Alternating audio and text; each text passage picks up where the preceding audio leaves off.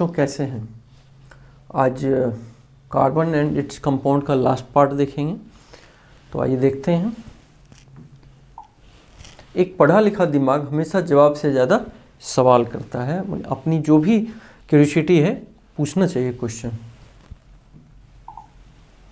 अब आज जो मेन पढ़ेंगे हम प्रॉपर्टीज ऑफ एथेनोइक एसिड। तो इसके बारे में देखेंगे प्रॉपर्टीज ऑफ एथेनोइक एसिड। जैसे HCl क्या है? वो एक मिनरल एसिड है। H2SO4 क्या है? मिनरल एसिड है। लेकिन एथेनोइक एसिड मिनरल एसिड नहीं होता है। Ethanoic acid is called acetic acid. Ethanoic acid को हम एसिटिक एसिड भी प्यारे बच्चों बोलते हैं। And belongs to a group of acids called carboxylic group acids. किस ग्रुप से ये बिलोंग करता है? And belongs to a group of acids called carboxylic acids.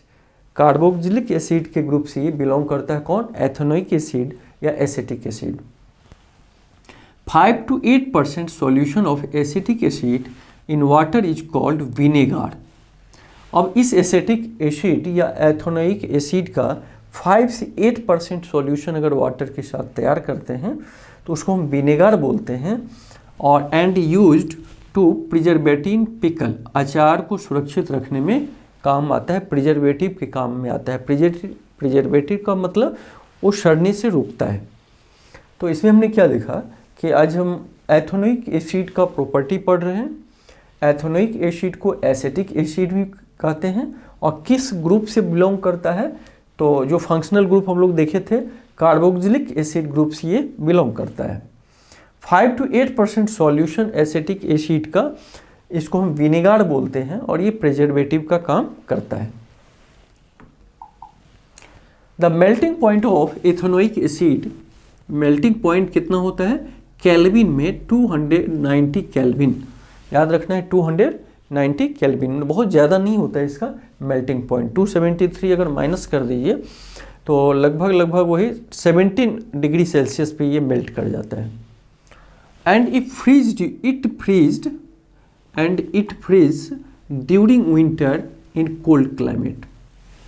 जाड़ा में क्या होता है? फ्रीज हो जाता है। कौन? एथेनोइक एसिड या acetic acid. So it called glacial acetic acid. Glacial का मतलब, ग्लेशियर मतलब बर्फ होता है, आइस होता है। तो जाड़े में क्या होता है? ये जाड़े में विंटर क्या होता है कि फ्रीज कर जाता है, मतलब जम जाता है। इसलिए इसको हम क्या बोलते हैं? Glacial acetic acid. Unlike mineral acid, HCl carboxylic acids are weak acid. ये भी ध्यान देना चाहिए कि ये जो एसिड होता है एथेनोइक एसिड या एसिटिक एसिड या मतलब कार्बोक्सिलिक एसिड का ही ग्रुप है तो वीक एसिड होता है। जबकि HCl, H2SO4 ये सब मिनरल एसिड है, वो ज़्यादा स्ट्रॉन्ग होता है। हमने क्या सीखा कि एथेनोइक एसिड का मेल्टिंग पॉइंट 290 केल्विन है और ये फ्रीज, जाड़े में क्या होता है? फ्रीज हो जाता है और इसलिए इसे ग्लेशियल एसिटिक एसिड बोलते हैं। Unlike mineral acid, mineral acid से ये वीक एसिड होता है, एसिटिक एथेनोइक एसिड या acetic acid. Reaction of ethanoic acid, इसका रिएक्शन देखते हैं प्यारे बच्चों कैसे करता है रिएक्शन। पहला है एस्टरिफिकेशन रिएक्शन। एथेनोइक एसिड को पहला रिएक्शन क्या देखेंगे? एस्टरिफिकेशन। इसमें क्या होता है? When ethanoic acid react with alcohol. Ethanoic acid को किससे रिएक्ट कराते हैं? एल्कोहल से। In the presence of acid catalyst, acid को हम क्या करते हैं? कैटेलिस्ट में रखते हैं to give a ester. Catalyst प्यारे बच्चों वो होता है जो खुद रिएक्शन में भाग नहीं लेता है लेकिन रिएक्शन की स्पीड को बढ़ा देता है। तो देखिए एथेनोइक एसिड को जब हम इथेनॉल से रिएक्शन कराए, इथेनॉल क्या है? एल्कोहल है। एसिड इसमें क्या है? कैटलिस्ट का काम करता है। तो यही स्टर तैयार होता है। ये स्टर होता है, इसको हम क्या बोलते हैं? स्टर। तो ester are sweet smelling substances. Smelling क्या है उसका? स्वीट स्मेलिंग है। Esters are used in making perfumes and a flavouring agent. Perfume और फ्लेवरिंग, जो फ्लेवर को बढ़ाता है, इस एजेंट में काम आता है। क्या? स्टर्स का। इस तरह हमने देखा कि एथेनोइक एसिड का एस्टरिफिकेशन या एस्टर कैसे बनता है। तो ये एथेनोइक एसिड रिएक्ट करता है अल्कोहल के साथ, और किसके प्रेजेंस में, एसिड के प्रेजेंस, जो एसिड कैटलिस्ट होता है, एस्टर प्राप्त होता है। और एस्टर का स्मेल क्या होता है, स्वीट स्मेल होता है, और ये परफ्यूम इंडस्ट्री में काम आता है। तो सब हम एथेनोइक एसिड का प्रॉपर्टी देख रहे हैं। By reaction with sodium hydroxide, किसका, एथेनोइक एसिड का, नहीं, with ester, ester is converted. अब सोडियम हाइड्रोक्साइड के साथ जब रिएक्शन होता है ईस्टर का, तो converted to back to alcohol and sodium salt and carboxylic acid, फिर वो वापस हो जाता है सोडियम साल्ट में, to converted back to alcohol and sodium salt and carboxylic acid. This reaction is known as saponification because it is used in the preparation of soap. इस reaction का कहाँ यूज किया जाता है, सोप बनाने में, साबुन बनाने में, इसलिए इसे हम सपोनिफिकेशन बोलते हैं। क्या हुआ, bye reaction with sodium hydroxide with Easter, sodium hydroxide को जब ईस्टर के साथ रिएक्शन कराते हैं, ये कन्वर्ट हो जाता है एल्कोहल में और सोडियम साल्ट में। सोडियम साल्ट किसका, कार्बोक्सिलिक एसिड का। भाई सोप्स आर सोडियम और potassium salt of long chain carboxylic acid. Soap है क्या, कार्बोक्सिलिक एसिड का है, जैसे NaCl, सोडियम क्लोराइड क्या है, ये साल्ट है, किसका, HCl का, हाइड्रोक्लोरिक एसिड का।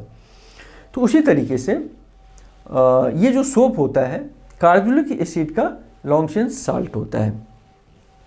ये देखिए ईस्टर है, NOH की उपस्थिति में ये सोडियम साल्ट बनाया, Na है ना, ये सोडियम साल्ट बना दिया और एल्कोहल रिलीज किया। रिएक्शन विथ ए बेस, अब बेस के साथ इसका रिएक्शन कैसे होता है, तो लाइक मिनरल एसिड जैसे बेस के साथ रिएक्शन करके क्या बनाता है, उसको साल्ट और वाटर देता है। एसिड और बेस रिएक्शन करके साल्ट और वाटर देता है। तो एथेनोइक एसिड तो एसिड है ना, तो बेस के साथ रिएक्शन करेगा। तो ethanoic acid reacts with A base give a salt और वाटर। देखिए एथेनोइक एसिड को जब हम बेस के साथ सोडियम हाइड्रोक्साइड के साथ रिएक्शन कराए तो सोडियम एथेनोएट बना दिया और वाटर रिलीज किया, अर्थात साल्ट और वाटर रिलीज किया। Reaction with carbonates and hydrogen carbonates, तो अब देखते हैं एथेनोइक एसिड का रिएक्शन कार्बोनेट्स और हाइड्रोजन कार्बोनेट्स के साथ कैसा होता है। Ethanoic acid reacts with carbonates and hydrogen carbonates to give rise to a salt, carbon dioxide and water, ये तीन चीज़ देता है। मैंने एथेनोइक एसिड को जब हम कार्बोनेट के साथ या हाइड्रोजन कार्बोनेट के साथ रिएक्शन कराते हैं तो क्या देता है, ये salt, carbon dioxide and water. देखिए साल्ट, कार्बन डाइऑक्साइड, वाटर दिया। एथेनोइक एसिड को जब हम सोडियम कार्बोनेट के साथ रिएक्शन कराए, इस तरह हमने देखा कि reaction with carbonates and hydrogen carbonates, ethanoic acid reacts with carbonates and hydrogen carbonates give salt, carbon dioxide और वाटर। देखिए रिएक्शन करके ये कार्बोनेट हो गया, sodium carbonate, sodium hydrogen carbonate, इसके साथ रिएक्शन करके साल्ट, सोडियम साल्ट दिया, वाटर दिया और कार्बन डाइऑक्साइड दिया। अब सोप्स एंड डिटर्जेंट्स कैसे काम करता है, जैसे हम साबुन यूज करते हैं कपड़े धुलने में या हम स्नान में कैसे वर्क करता है, इसको देखिए। The molecules of soap are sodium और पोटेशियम साल्ट। क्या होता है, सोडियम या पोटेशियम साल्ट होता है, किसका, तो of long chain carboxylic acid. भाई एसिड से ही साल्ट होता है, क्योंकि एसिड को जब बेस से रिएक्शन कराते हैं तो क्या मिलता है, साल्ट और वाटर। तो ये जो साबुन या सर्फ है किसका साल्ट है, कार्बोक्सिलिक एसिड ने, उसमें कार्बनिक कंपाउंड है एक तरह से साबुन, किसका, तो सोडियम और पोटेशियम का। तो द आयनिक, तो उसमें दो इंड हुआ, जैसे मान लीजिए NaCl, सोडियम क्लोराइड में सोडियम और क्लोरीन क्या आयनिक हो गया, तो इसमें the ionic end of soap, जैसे सोडियम वगैरह क्या होगा, आयनिक इंड होगा। सोप इंटरेक्ट्स विथ वाटर, वो किसके साथ रिएक्शन करता है, आयनिक इंड वाटर के साथ। And carbon chain interacts with oil, क्योंकि कार्बन चेन के साथ तो वाटर रिएक्शन कर नहीं सकता है, तो कार्बन चेन किसके साथ रिएक्शन करता है, उसमें जो गंदगी वगैरह रहता है, ऑयल वगैरह, उसके साथ। And the soap molecules form A structure called micelles, और क्या इस तरह से वो एक मिसेल्स बनाता है। फिर से समझिए, आयनिक एंड किसके साथ, वाटर के साथ रिएक्शन करता है। जैसे सोडियम के साथ कार्बोनिक एसिड का साल्ट बनता है, तो उसका आयनिक वाटर के साथ, और जो कार्बन चेन का रहा वो ऑयल के साथ रिएक्शन करा, इससे मिसेल्स बनाया। Well one end of the molecules is towards the oil droplet, उसका एक एंड किया जाता है ऑयल के ड्रॉपलेट के साथ होता है, while the ionic and faces outside, और आयनिक एंड बाहर की ओर खींचता है, फेसेज रहता है। इस तरह द सोप मिसेल्स दस helps in pulling out the dirt, और इस तरह क्या होता है, उसको खींच देता है बाहर की ओर। तो आयनिक एंड क्या करता है, बाहर की ओर खींचने की कोशिश करता है in water and we can wash the cloth, इस तरह से उससे जो डर्ट रहता है, गंदगी रहता है, ऑयल रहता है, उसको हटा देता है मिसेल्स। इस तरह हमने प्यारे बच्चों सोप एंड डिटर्जेंट का भी पढ़ा।